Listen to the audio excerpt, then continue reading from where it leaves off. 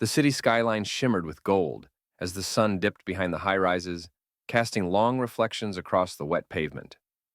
Darius Cole leaned against his yellow cab, sipping lukewarm coffee from a paper cup, watching the evening rush thicken like a living river of headlights.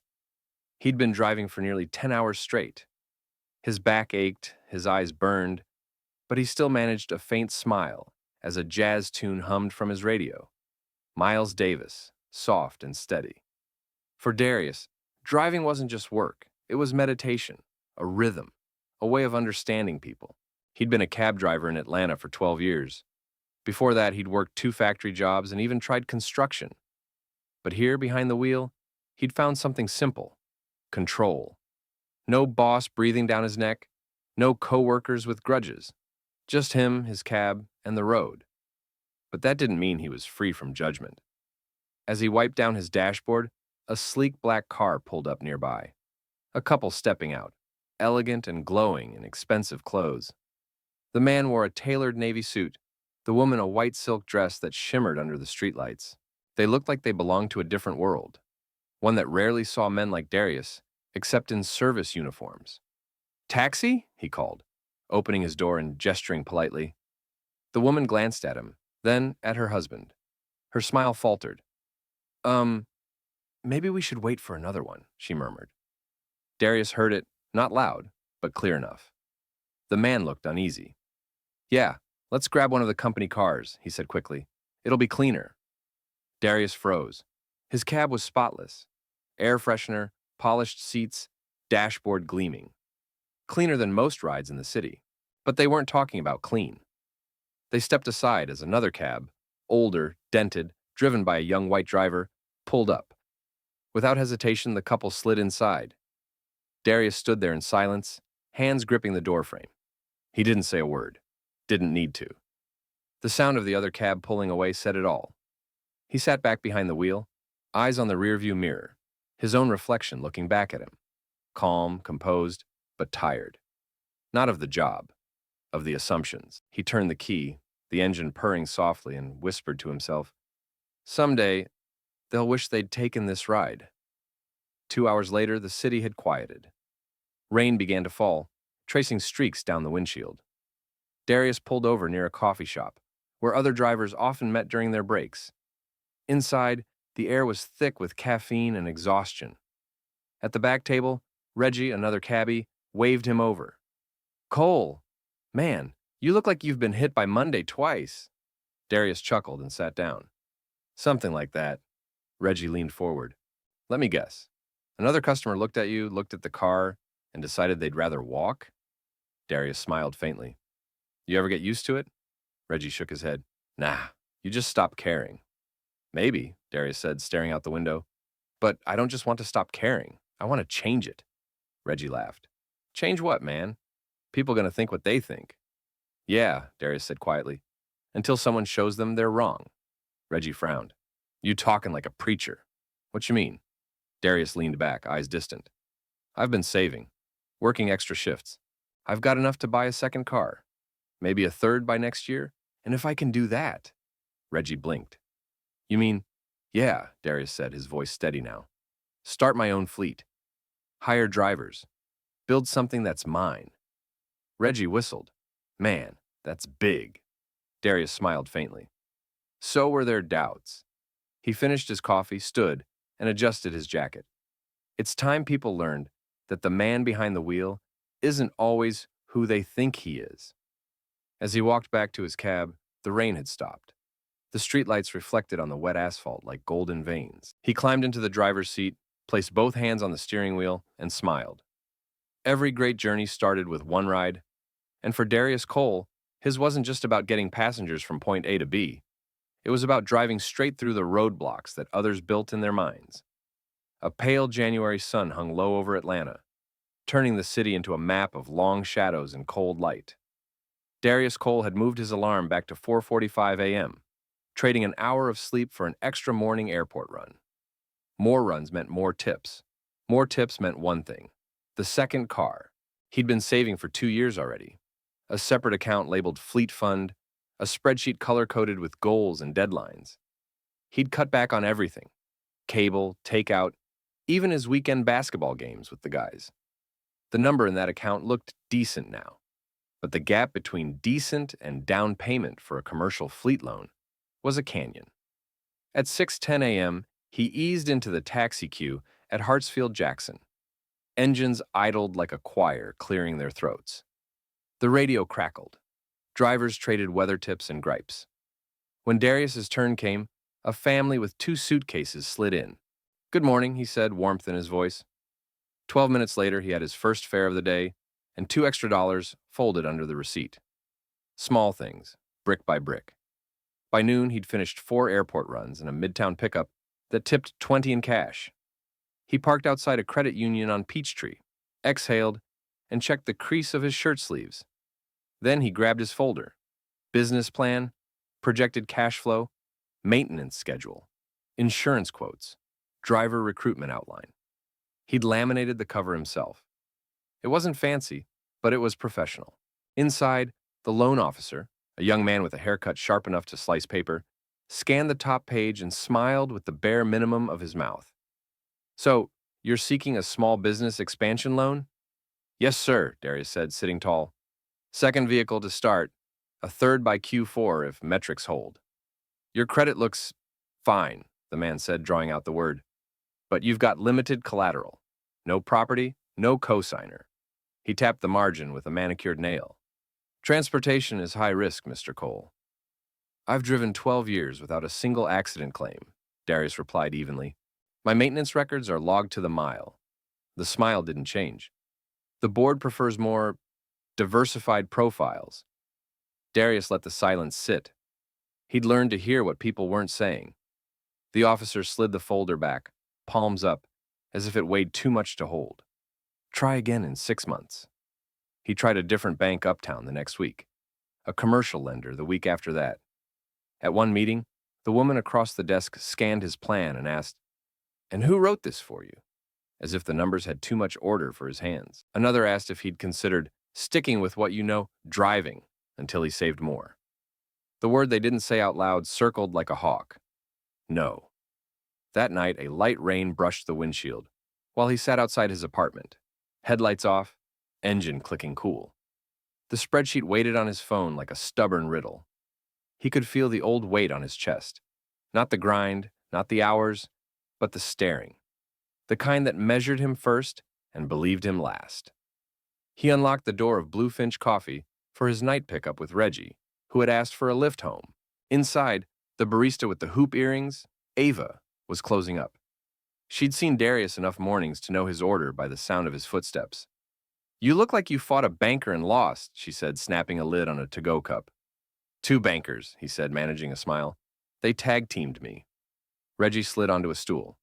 "They still looking at you like you're asking for a favor and not pitching a business?" "Something like that," Darius said. Ava leaned an elbow on the counter. "You got numbers?" "Down to the last lug nut," he said, tapping the folder. "Nobody wants to read them long enough to believe them." "Let me see," she said, hand out. He hesitated, then passed the packet over. She flipped pages fast, the way you learn to read receipts during a rush. "These margins are clean," she murmured. "Insurance quotes look negotiated, maintenance planned, driver retention strategy. Who taught you to write like this?" "Road taught me," he said softly. "And YouTube?" She smirked. "Road and YouTube got taste." She closed the folder. "Come back tomorrow. Someone stops by in the afternoons, a regular. Might be worth meeting." "Who?" Reggie asked. "You'll see," she said, with a smile that looked like a secret. The next day, the bell above the cafe door chimed at 3:17 p.m. A woman in a camel coat walked in. Late 40s, small afro, eyes that scanned not just a room, but the space behind it. Marisol Vega. Her name was on the plaque of 3 restaurants, a small catering firm, and lately a string of downtown murals she'd sponsored. People called her the Quiet Storm. She called herself a small business romantic with receipts. Ava waved Darius over. "Ms. Vega, this is the driver I told you about, the one with the fleet plan." Vega shook his hand. Her grip was dry and assured. "You're the spreadsheet," she teased lightly. "Let me see it." They took the corner table. Darius opened his folder, and for the first time in days, someone leaned in, not away. Vega asked real questions. Not the kind that build a ladder to no, but the kind that sharpen a yes. Fuel spend forecasts, off-peak utilization, dispatch strategy, driver audits.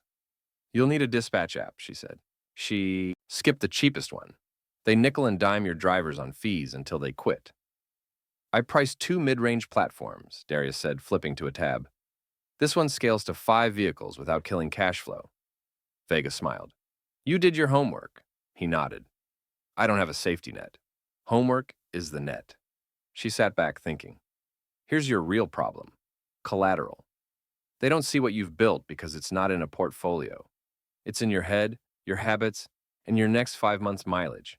They won't underwrite you, but I can. Darius went very still. Meaning? Meaning, she said, sliding her card across the table. I'll anchor the down payment as a convertible note. You operate lean for 6 months, hit these milestones.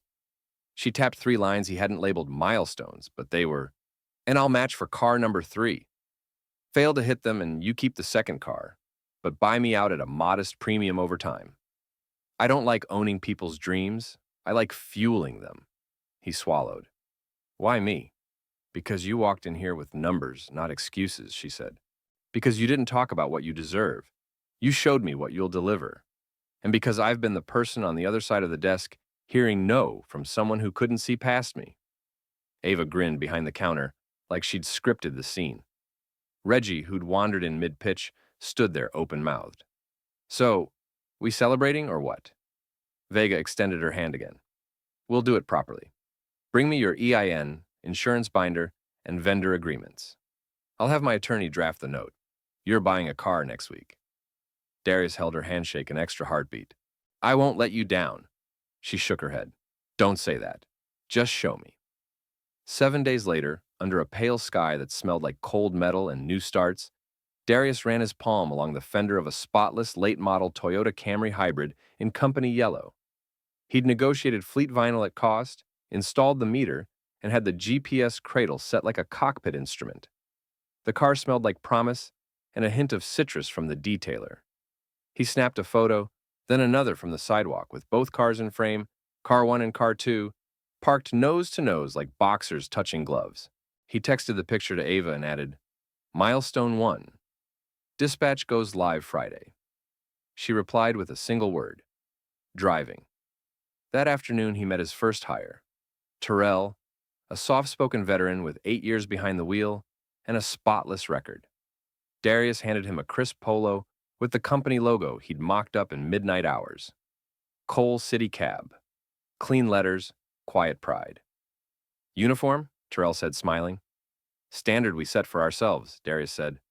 Clean cars, clean language, clean books. We don't just change minds with rides. We change them with how we ride. They shook on it, palm to palm, simple as a vow.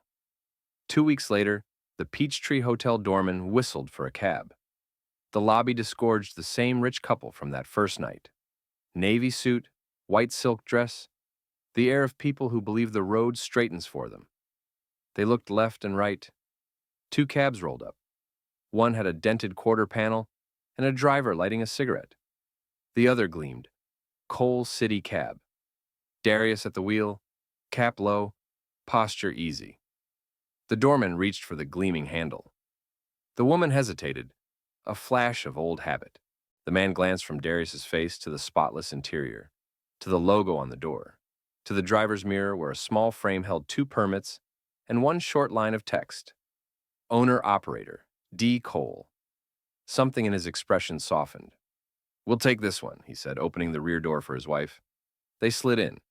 The interior smelled like citrus and new chances.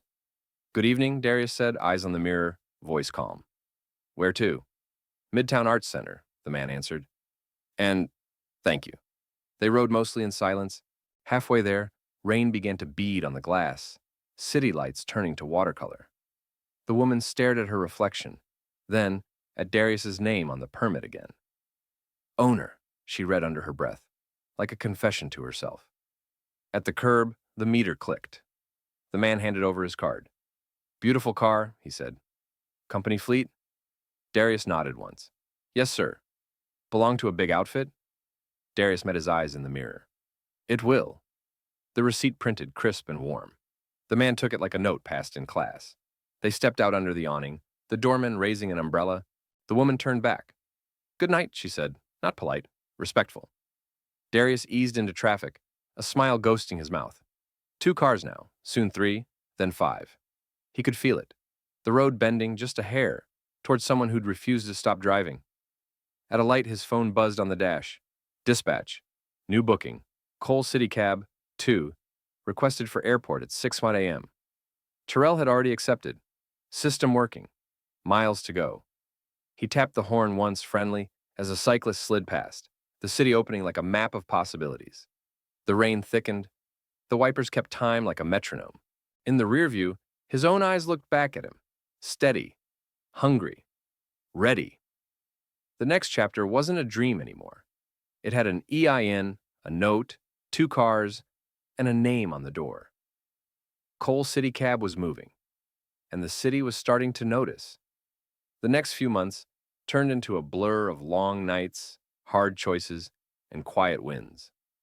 Darius Cole hardly slept more than 5 hours a night, but the fatigue didn't matter anymore. Every time he passed one of his cars on the road, bright yellow, clean, Coal City Cab, printed bold on the doors, it gave him a jolt of something deeper than pride. It was proof. By May, he had 4 cars on the road. Each one ran 12-hour shifts, 6 days a week. Darius handled dispatch himself most days. A second phone mounted to the dash, radio buzzing nonstop. His drivers trusted him. They knew he paid fair, didn't play games with tips, and fixed cars fast when something broke. The company wasn't just growing, it was building a name. Word spread around Midtown. If you want to ride clean and safe, call Cole. One humid afternoon, Darius met with Marisol Vega again at her office downtown. A converted brick warehouse filled with plants, art, and the soft hum of jazz. She looked up from her laptop as he came in, flashing that knowing smile. "So, Mr. Cole," she said, folding her hands, "how's my investment doing?" Darius handed her a folder. "You tell me." She skimmed the numbers, eyebrows rising slightly. "You're ahead of your own projections." "Barely," he said modestly. "We had a couple of slow weeks, but I made up for it with airport contracts." "You signed airport accounts already?" she asked, impressed. 3 of them, he said, "and 2 hotels downtown that want us exclusive for weekend events." Marisol leaned back, whistling softly. "You're not just building a business. You're building a brand." He smiled. "Trying to." She nodded. "Then it's time for the next step. You need an operations office.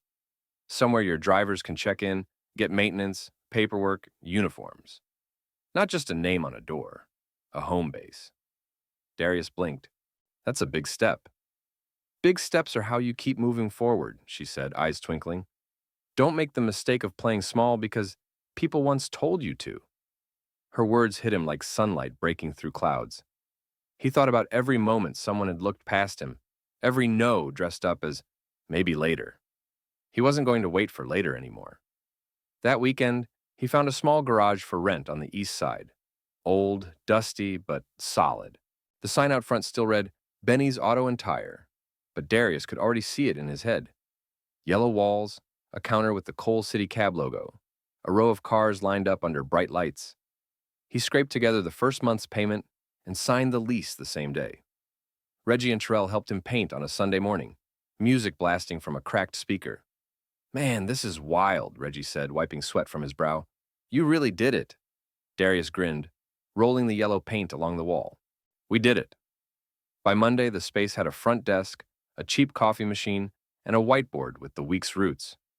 It wasn't fancy, but it felt like something new, something real. When he locked up that night, he stood in the doorway for a long time, watching the glow from the city spill across the hood of his cab. He didn't know if he'd ever felt this kind of peace before. The next morning, his phone buzzed with a booking request. A private ride to the airport, last minute. The client had specified professional driver, executive level experience. Darius smiled. He'd take this one himself. When he pulled up in front of the Four Seasons, the doorman waved him forward. The marble steps gleamed, reflecting the hotel's golden light. And there they were, the same rich couple from months ago. They looked almost the same, the man in his navy suit, the woman in another crisp white dress. But when the cab door opened, their faces froze, recognition flashing instantly across both of them. For a heartbeat, no one spoke. The woman's eyes darted to the Coal City Cab logo, then to the sleek digital meter, then finally to his name on the license. Owner, D. Cole. Darius kept his expression neutral. "Good evening," he said, tone polite, professional. "Headed to the airport?" The man cleared his throat. "Yes, that's right." They slid into the back seat, the leather soft and clean. Halfway to the airport, the woman leaned forward slightly. You own the company?" "Yes, ma'am," Darius said calmly, eyes on the road. "We've been operating since last spring." "Oh." Her voice was quiet now. "That's impressive." The man coughed awkwardly. We remember you. From downtown. I think it was raining?" "Yes, sir," Darius said evenly. "I remember." Silence filled the cab for several long seconds. The hum of tires on asphalt was the only sound. Finally, the man spoke again, voice lower. "We owe you an apology. That night, we were wrong." Darius nodded once. "It's in the past." The woman looked down. "Still, it wasn't fair. And I'm sorry." He didn't turn around, didn't smile. Just said quietly, "Apologies are a start. But treating the next driver right, that's where it counts." They both nodded. When they reached the terminal, Darius stepped out, opened their door, and handed the man his receipt. The man took it, hesitated, then met his eyes. "You built something good," he said. "I respect that." "Thank you," Darius replied, and meant it. They walked away, the woman glancing back once before disappearing into the terminal's glow. Darius got back behind the wheel, exhaled, and smiled to himself. The same road, the same city, but a completely different destination. He turned the meter off, looked up at the sky beginning to pink with dawn, and whispered, "Told you they'd wish they took this ride." Then he drove off. Not as a driver chasing fares, but as a man who'd already arrived.